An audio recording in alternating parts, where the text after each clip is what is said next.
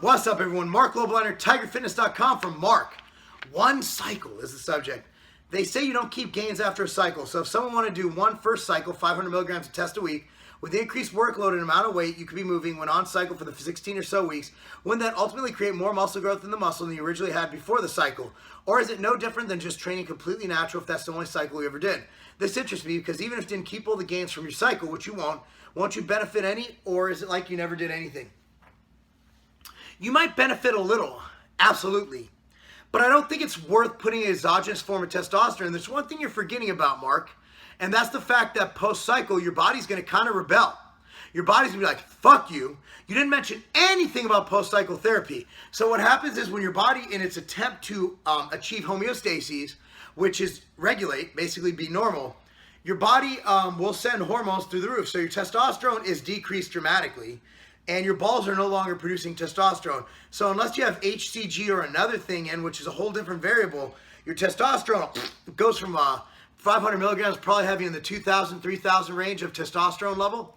So that'll drop. Estrogen will concurrently increase. And as your testosterone starts jumping up, those try to regulate. And that process might take as long without PCT as 6 months to over a year for it to accomplish. Now, what a lot of people will do when taking a cycle, again, when people email this personal questions, I cannot answer personal questions. Too much of a liability, guys. I have many companies, I have many assets, and I'm not risking my career to answer your question about taking a steroid. It's just not on my to-do list. All right. When you take, the recommendation is 250 to 500 IUs of HCG 2 times a week, Monday and Thursday, while on cycle. When you hit that post-cycle range, the last week of your last injection, or the week of your last injection, you start taking Novadex at 25 milligrams every day. Now, and that's honestly what I see having the most scientific benefit for. I've always liked Novadex as a post-workout and HCG during training, if you choose to go that route, and that's what a lot of endocrinologists I talk to like to do. However, you're still going to have issues. Now, remember, HCG is extremely estrogenic. It will cause a nice little booby flare-up if you have problems with that. So then you have to add, which you probably already should have, a Arimidex or Letrozole or some of the like during training, right? So you're adding in that. And then post-cycle, you have the Novadex. Now, Novadex, while it does a great job, you have to stop that too. So while your balls are continuing to somewhat work while on cycle, the Novadex will help you post-cycle. You'll still have a rebound. Your body will still achieve homeostasis. Now, while your strength and everything went up during cycle, empirically, because there's no studies on this, what I talk to people is their strength will go back down. It will not remain linear from when they were on cycle again, because your body doesn't have that exogenous 500 milligrams of testosterone. So it's going to go back to where it came from.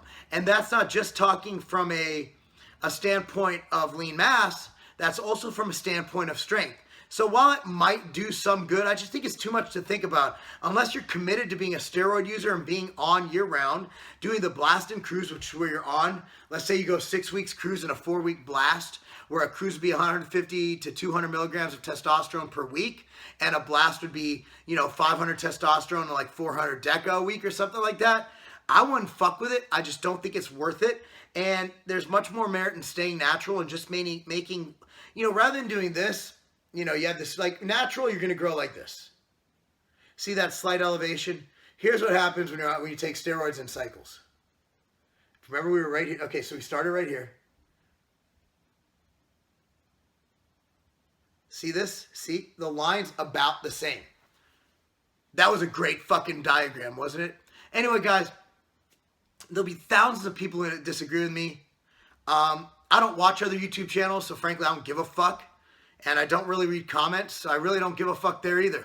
So, if you disagree, let me know. But honestly, that's just my opinion.